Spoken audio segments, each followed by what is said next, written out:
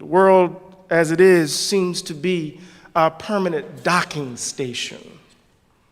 Not only blocks our ability to see what's possible, it impairs our ability to empathize with those who are not us, inverted commas.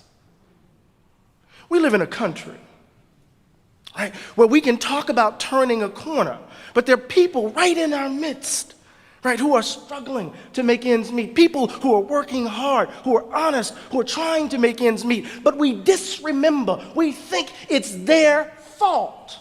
I'm up early for the dealers come out. Everybody is outside till the killers come out. You ain't eating, you just act full. I'm impactful. Dozen funerals in a month, I got that quote. I will give it to niggas in all rap forms. Ignatius out right now on all platforms. So in the book, I talk about the Great Black Depression. I talk about the fact that black folk lost their homes, over 240,000 homes lost as a result of the collapse of the housing market. I talk about, right, the fact that over 38%, 40% of black children are growing up in poverty. I talk about the downward mobility as African Americans experience the loss of incomes, the inability to dream big dreams for their children because they can't make ends meet. And we live in a country, right, that says we've turned a corner, right? But let me say this really quickly. Y'all all right? I don't know why you invited me here. I'm going to tell the truth. I'm going to tell the truth. In my mind, democracies require particular kinds of dispositions to work. But something has distorted and disfigured our national and individual character. Remember, I said there's a crisis of imagination. Imagination involves what? Not only just simply the fantastical and the creative, the imagination involves what? This ability, right, to see oneself, put oneself in the position of another. That has something to do with our characters. I want to say that something has distorted and disfigured who we take ourselves to be, and I call it the value gap. Now I'm about to get into the substance of it, taking my watch off, right? What is the value gap? The value gap is the belief that white people are valued more than others. Oh, I'm going to say it again. The value gap is the belief that white people are valued more than others. And this belief isn't the possession of loud racists, people running around with white sheets over their heads or swastikas tattooed on parts of their body. Rather, this belief animates our social practices, our political arrangements, and our economic realities. This belief that white people matter more than others distorts our characters and deform our democracy. I like to tell the story of my father, who was the second African-American hired at the post office in Pascagoula, Mississippi, the place where William Faulkner honeymooned. And back then, getting hired at the post office was high cotton, right? And so he knew he had precocious kids, so he decided to move us from the east side of Moss Point to the west side, on a hill, Briarwood Circle. And as we were moving into that house, I'm playing with my Tonka truck. You remember those old Tonka trucks? I'm playing with my Tonka dump truck, and I'm making my dump truck noises, and all of a sudden I hear an adult say, "Stop playing with that nigga." And it's the first time I had been called that word in that context.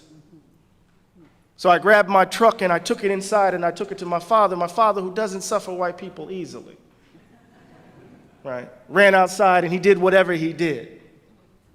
But that's how we typically tell the story of American racism, right? Some black family achieves the American dream. They move to a big house on a hill, and then some child is wounded by some mean-spirited adult who calls them the N-word, and then that child has to work all of her life to prove that she's not that.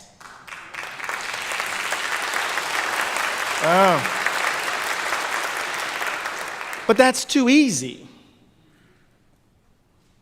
It's too melodramatic. It's too all my children like.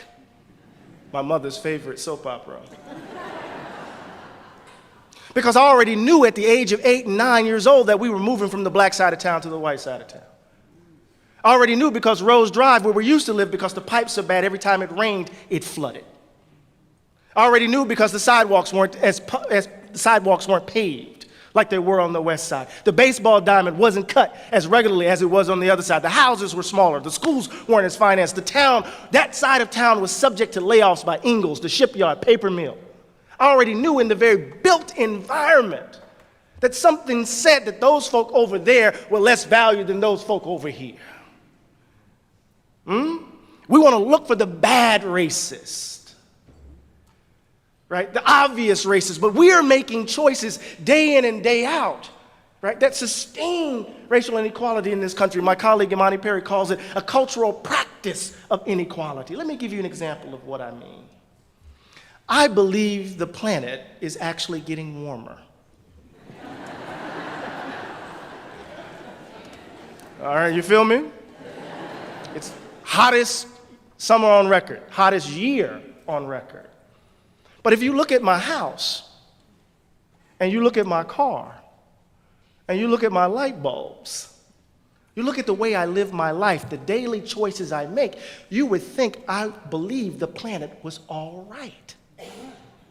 My day-to-day behavior suggests that I am a climate change denier. So there are folks running around here who are saying that they are committed to racial inequality, racial equality, but their choices. I just want my kids to go to the best schools. The social sciences have already said that whenever you hear that phrase, it's usually a proxy for how many black and brown kids attend my school. I want my neighborhood to be safe. We know what that means. I want my property values to stay. We know what that means. Right? So it's in the kind of order, the cultural practice, the value gap is evidenced. Let me give you a quote from James Baldwin in The Uses of the Blues. Y'all all right? Baldwin clearly states what he takes to be the Negro problem. I'm talking about what happens to you if you've barely escaped suicide or death or madness or yourself. You watch your children growing up, and no matter what you do, you are powerless. You are really powerless against the force of the world that is out to tell your child that he has no right to be alive, and no amount of liberal jargon, no amount of talking about how well and how far we have progressed does anything to soften or to point out any solution to this dilemma. In every generation, ever since Negroes have been here, Baldwin writes, every Negro mother and father has had to face that child and try to create in that child some way of surviving this particular world. Some way to make the child who will be despised not despise himself. I don't know what the Negro problem means to white people, Baldwin writes, but this is what it means to the Negro. What does it mean to try to construct an idea of the self in a country that is organized in every single way on the basis, on the grounds of the value gap? Not because people are mean-spirited, but it's because it's in the very DNA of the country. And this is what makes addressing the problem, I'm leaving my notes now. This is what makes addressing the problem of white supremacy, of racial inequality in this country so difficult, because we refuse to look the ugliness of who we are squarely in the face and dare to imagine ourselves differently.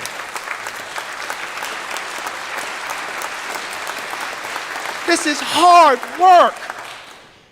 This is hard. The value gap isn't sustained by loud racists. The value gap is sustained by all of us. All of us. You don't need white people for white supremacy to work. When I'm in New Jersey and I'm driving down Stuyvesant Avenue in Trenton, I hold a set of generalizations about the people who occupy that particular neighborhood. It's known as Little Iraq. I keep my head on a swivel. Right? There's a kind of particular fear that gets generalized, is generalized to an entire population, that informs a set of assumptions about how I interact with them. And those generalizations have policy implications. We are socialized and habituated into believing, right, certain things about certain folks. Right? I write about this in the text. Nancy DeTomaso at Rutgers, a social scientist, she did a series of interviews of white working class folk in Cleveland, in Ohio, and in Tennessee, and in Jersey, I believe. And she said she was interviewing these workers, and one worker said, I'm sorry, black people are just lazy. They just want a handout. You've heard this before. It's been informing public discourse since I can remember remembering. And they don't want to work hard for anything. And it turned out that his father was close friends with the union boss who hooked him up with a job. Another interviewee, right? I'm sorry to say, they're just lazy. They don't want to work. It turns out that not only his friend gave him the test that he needed to take for his job, gave him the answers to the test. And what Nancy's trying to suggest in this moment is, right, not that there is some, right, overt racism that's happening. People are just hooking up their friends and families, right? That it's what she calls opportunity hoarding, that racial inequality actually is perpetuated through social networks, right? And because we're so deeply a segregated society, our social networks are typically, 75% of our social networks are 100% homogeneous. So opportunities pass through certain networks that do not pass through others. Right? I'm just helping out my child. I'm not being racist. Right? I'm just helping out my neighbor. I said something jokingly to a friend the other night. I said, if we want to solve black-on-black crime in the United States, we just need to integrate neighborhoods.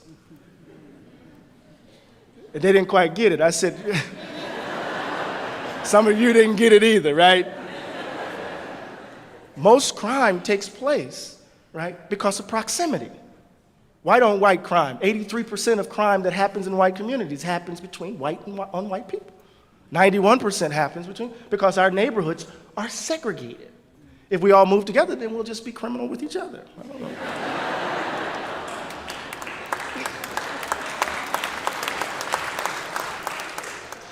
Racial habits. The value gap distorts who we take ourselves to be. It blocks the way to the formation of the kinds of people democracies require. I was just talking about, with Reverend Hart Anderson, about Abraham Lincoln's rejection of the monstrous injustice of slavery, but his commitment to the belief that white people were superior than black people. And how those commitments blocked the way from him becoming the kind of human being his idea of democracy required.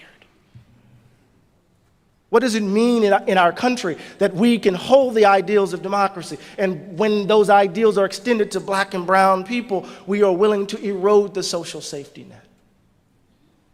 Right? Welfare, for much of the New Deal, right, was in fact a project of Southern Dixiecrats aimed at addressing poor white Southerners. But the moment the face of the welfare state became black, as my colleague Martin Gillens writes, it became, right, an emblem of the problem with big government.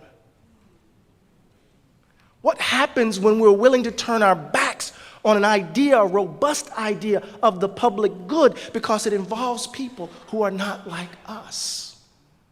It means that we're willing to throw democracy into the trash bin over the idea, over our commitment to the idea that some people, because of the color of their skin, are valued more than others.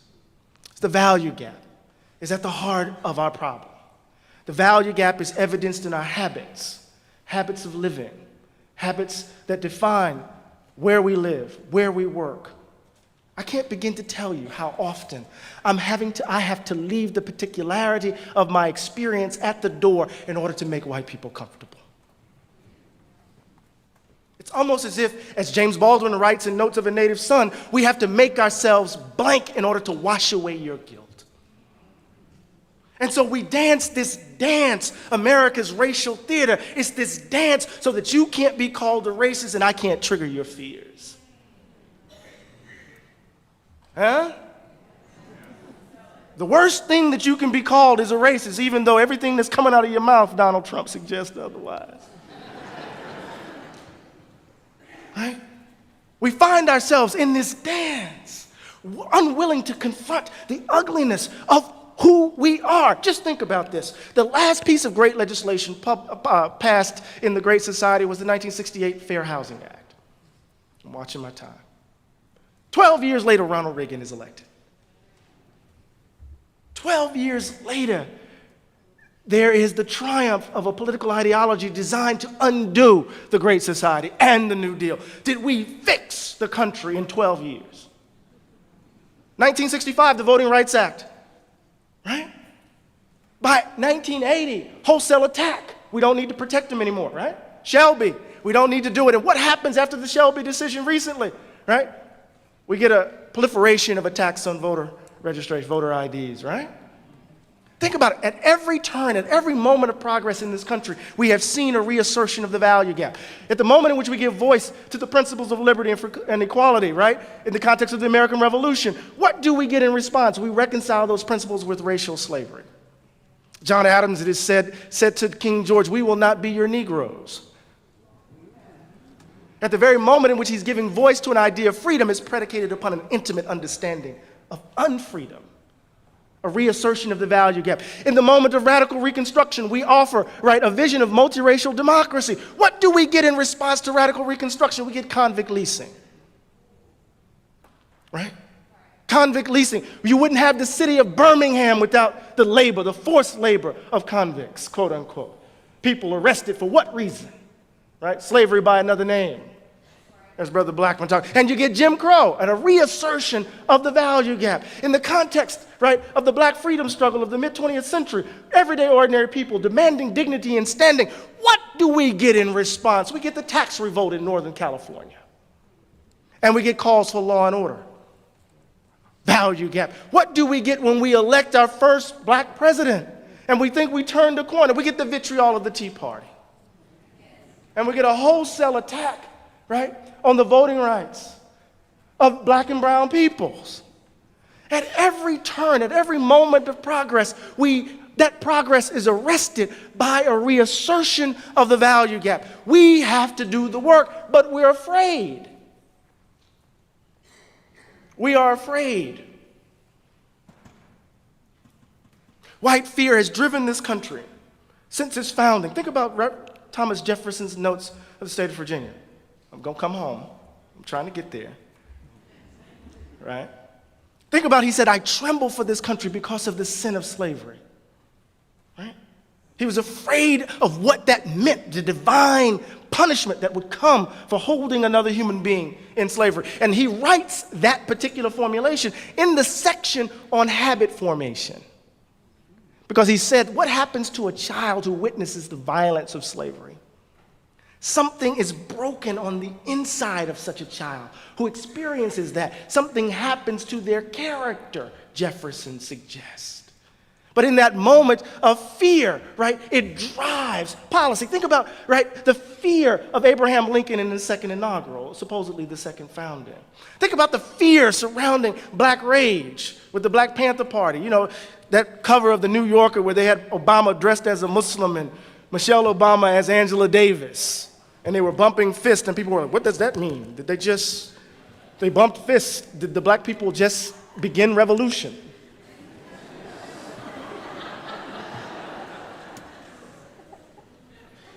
Fear. Fear drives policy. The moral panics around the so-called super predators, where the data suggested was not true. What did the moral panics do? It drove mass incarceration. Think about what happened with the Central Park Five. Those babies were innocent. Their lives stolen. Think about all the millions of folk who are locked up because of fear. Fear driving policy. We can no longer be afraid. And that fear actually drives our political behavior, black political behavior. As I said earlier, we're afraid to trigger your fears. So we will grit our teeth in the moment which you say something a little off color. Our fear of triggering white fear affects our behavior. So we're masking day in and day out, walking past each other, not really seeing the humanity of the person right in front of us. No wonder we're stuck. But Malcolm X said this, and I'm going to say this in front of you guys and make you mad. I don't care. We have to stop sweet talking.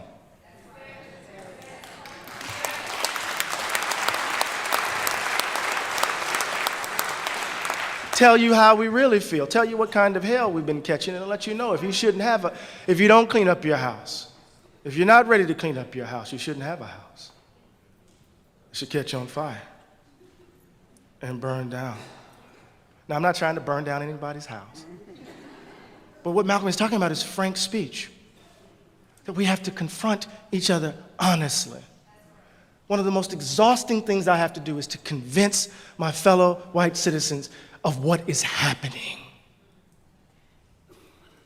Every time we have to engage in this haunting public ritual of grieving in public, we got to convince you that it happened. What does it mean that Diamond Reynolds' 4-year-old baby had to muster the resources to comfort her mother in that moment? I'm here, Mama. I'm here with you. What does it mean that Alton Sterling's 15-year-old baby is crying, weeping, because he lost his father, wouldn't see him again? What does it mean that if it wasn't for the footage around Walter Scott, that police officer would still be walking the streets? What does it mean that I have to tell my child, right, the story of how to interact with the police because I want him to come home? What does it mean that here I am, I've done everything right, I'm at the height of my profession, I'm the president of the American Academy of Religion. The day I got the call for that I won, my baby calls me from Brown to tell me that he's sitting on a bench doing an assignment and a police officer drives up, blocks his way out, comes out and says, "Who are you and why are you here?" He says, "I'm a Brown student just doing an assignment." The police officer hits him in the face with the flashlight, looks at his feet, looks at the bushes, and tells him the park closes at 9:30. And my son says, "Yes, sir, but it's only 6:30. And then his partner walks around the police cruiser and says to him, and both of them lean in with their hands on their weapon and say to him, "The park closes at 9:30. And my son puts up his hands and says, "We don't want any trouble." I could have lost my only child that day. And I got to convince you of what that means. We're not going to fundamentally change unless we look ourselves squarely in the face. You learn race in Minneapolis by just simply driving around this community. It's in the very built environment. You don't have to be a bad person.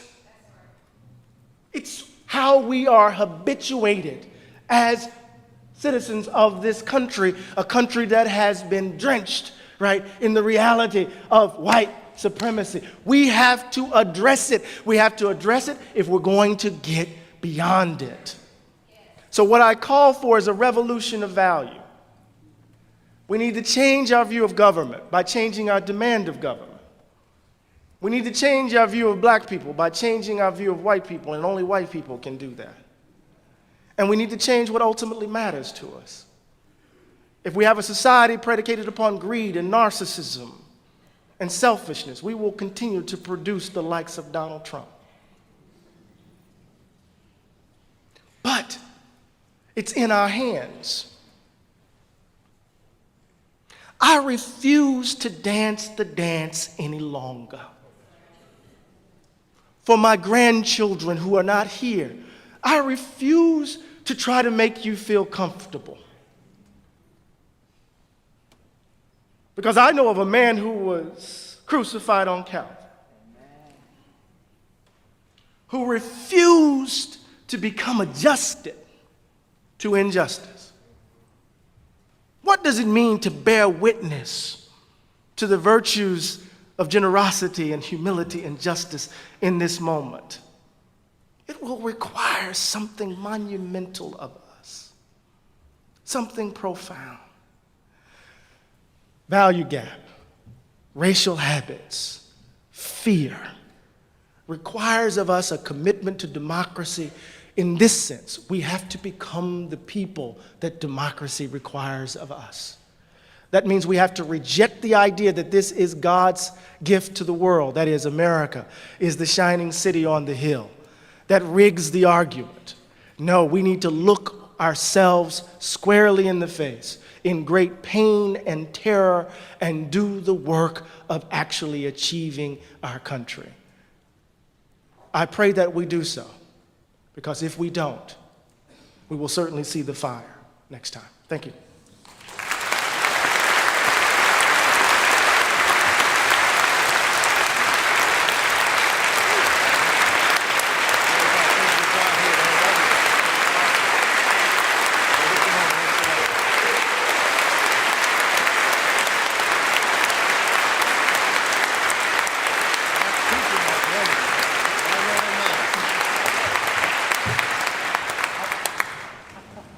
Wow.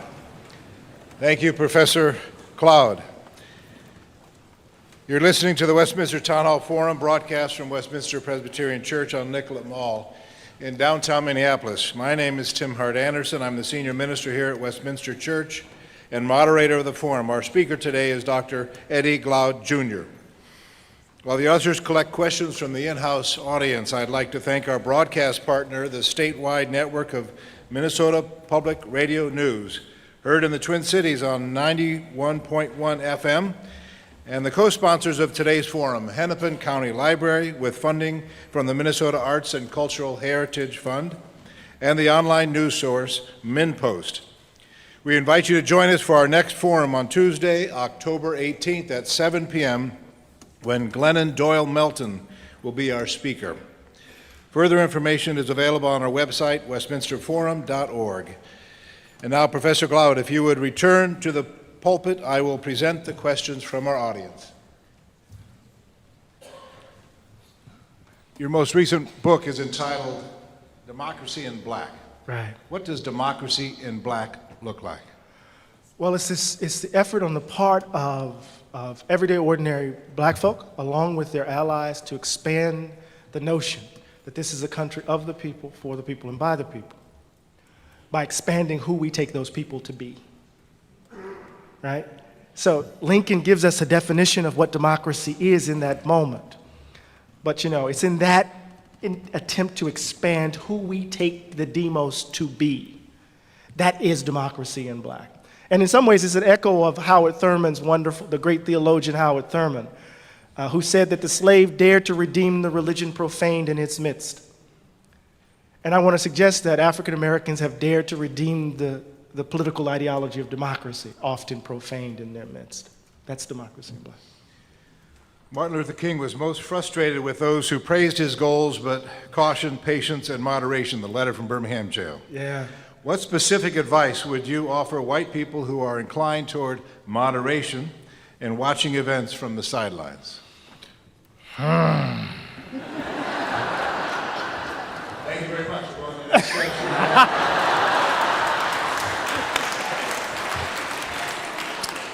One of the beautiful things about Black Lives Matter, no matter what you think about their tactics, what do you think about their ideology, is that they're engaged in a politics of disruption. They're engaged in a politics of disruption. And so no one can sit on the sidelines. The top 0.1% can't have their brunch on Sunday in Manhattan without them showing up. You can't drive to work or drive home without them suddenly shutting down a highway. You can't even walk into the Union building at your local police station in New York without them locking arms and blocking the entryway. It's a politics of disruption designed to make us all uncomfortable. But let me just say this. If you're concerned about justice, if you're committed to this justice work, right, there's no way you can sit on the sidelines. And if you do, then you are complicit in evil. That's as strong as I could put it.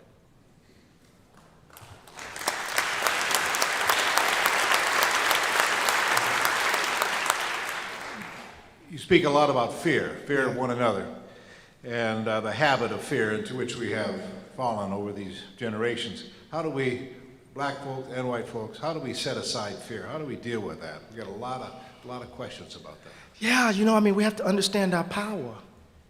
Every election cycle, they want all of us, to vote from a place of fear, as opposed to a position of power.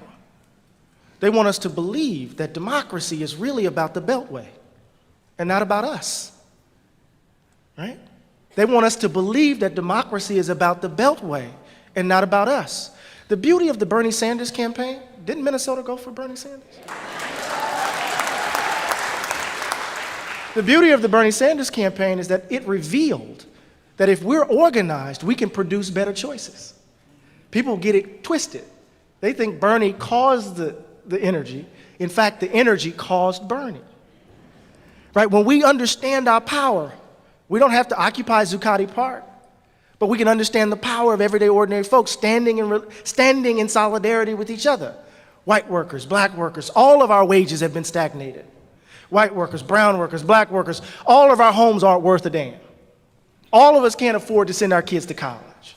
All of us would love to have a living wage. All of us would love not to have crooked politicians robbing the public coffers in the name of their own private greed, right?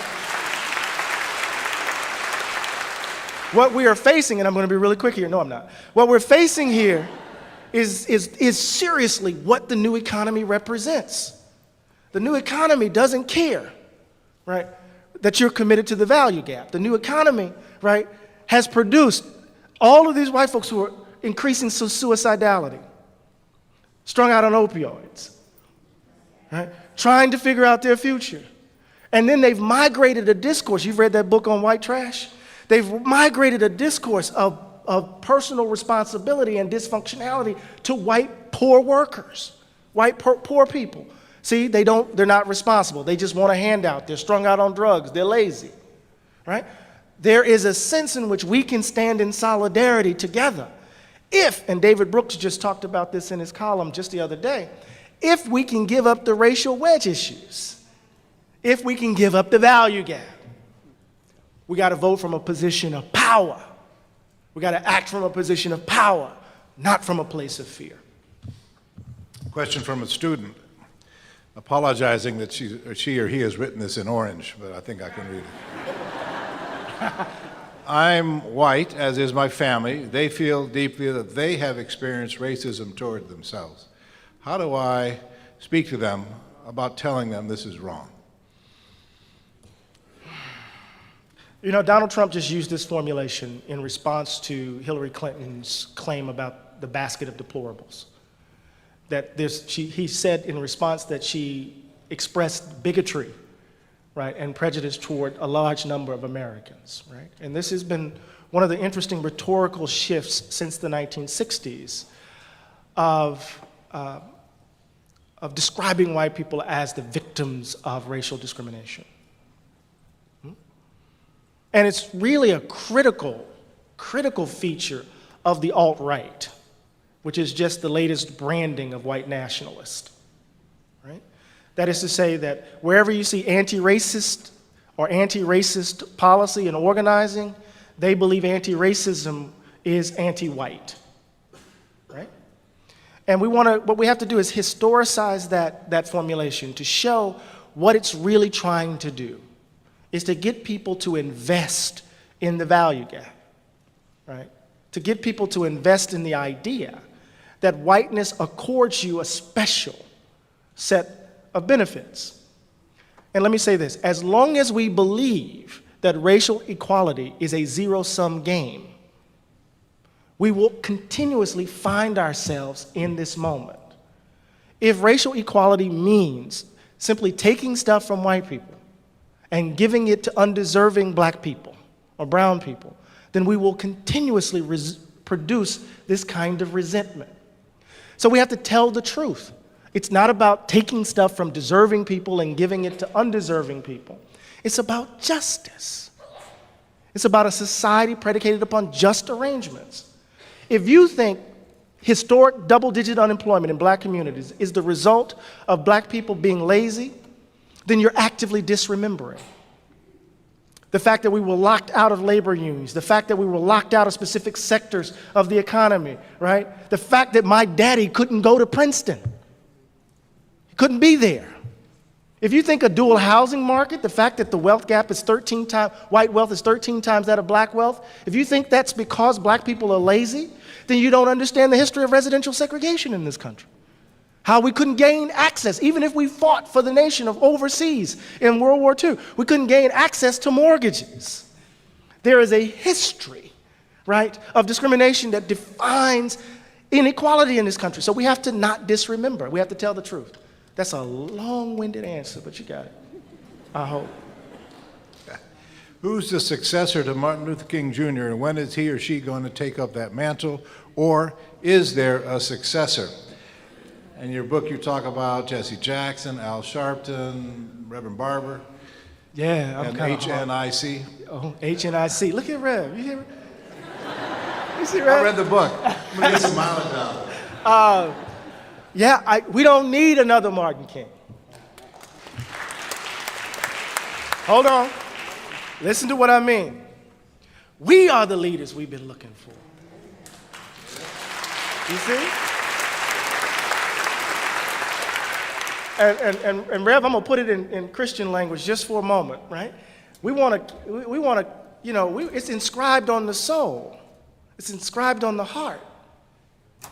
We don't want priestly models. All of you got it. You see? And this comes from the inspiration for the entire book is Miss Ella Baker, the great organizer who gave room for the formation of SNCC. Right? The Student Nonviolent Coordinating Committee. She had a fundamental faith in the capacities of everyday ordinary people. Right? That if we give them the space, quick story, they're going to register to vote in Ruleville, Mississippi. And folk are scared out of their wits. The great Bob Moses told me this story. Folks are scared because they knew what they were driving into. And this person in the back of the bus was sang every spiritual she knew. And then they realized what she was doing. She was fortifying their spirits, trying to give them courage. And this was a sharecropper. It turned out to be Miss Fannie Lou Hamer. Everyday ordinary folks. We are the giants. We don't need anyone to lead us. We can lead ourselves. Come on. Come on.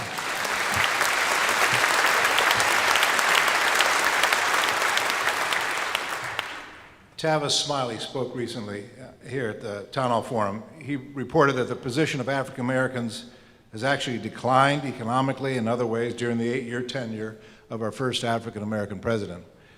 Why is that? Somebody trying to get me in trouble.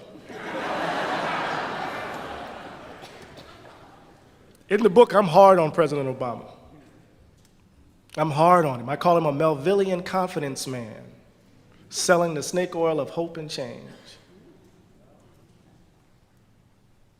The last 8 years have been rough. You know, I'm from the South. And, you know, as we were prone to say, when we look at the back of his head, we're going to face and confront the ruins of our communities.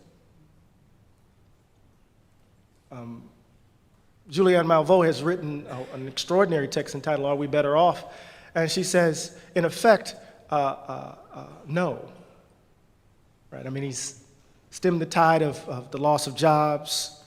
But when we look at the quality of life data, right, black folk aren't doing better, right? And what I want to suggest is that he was constrained by not only the forces in the Beltway, but he was also constrained by his own choices. I think after the Republicans took hold of the Congress, there's no reason to try to be post-partisan. Go big, go bold, change the frame. There's a reason why Wall Street has been making historic profits over the last 8 years, and Main Street still finds its wages flatlined. There's a reason why Barack Obama, in his last State of the Union, was talking about the implication of inequality for the new economy. He understands what it means for everyday ordinary workers, but he hasn't changed the frame. He hasn't changed the frame. To my mind, Barack Obama is just simply a centrist Democratic, let me say it differently. He's a centrist version of the DLC, the Democratic Leadership Council. He's just the latest extension of Clintonism. Now, I know we can fight over that.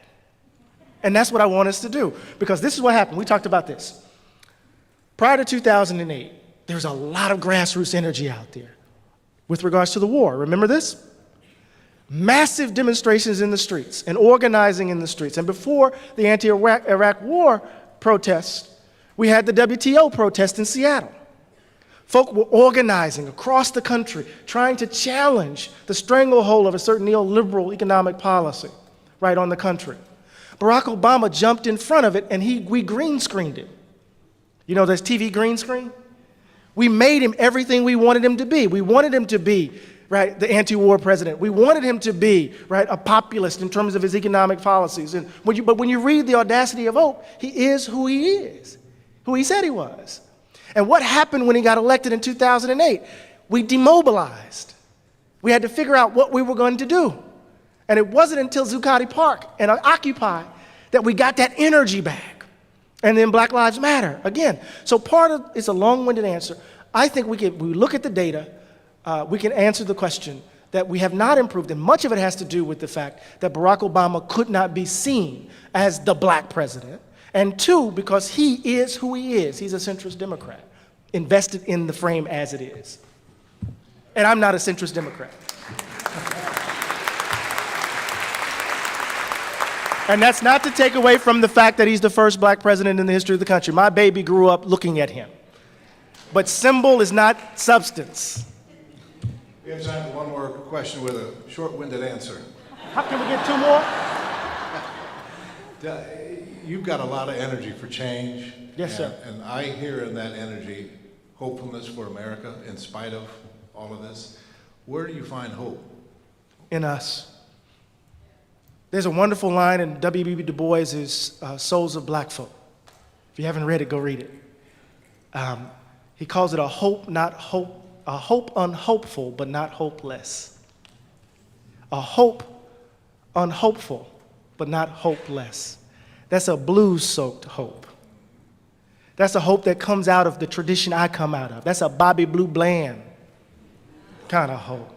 That's B.B. King saying, nobody loves me but my mother, and she can be jiving too. It's a blues-soaked hope, right? And that's how you can see beyond the opacity of now. That's my faith. My faith is in us because at the end of the day, it's in our hands. Together, you and me, together, it's in our hands.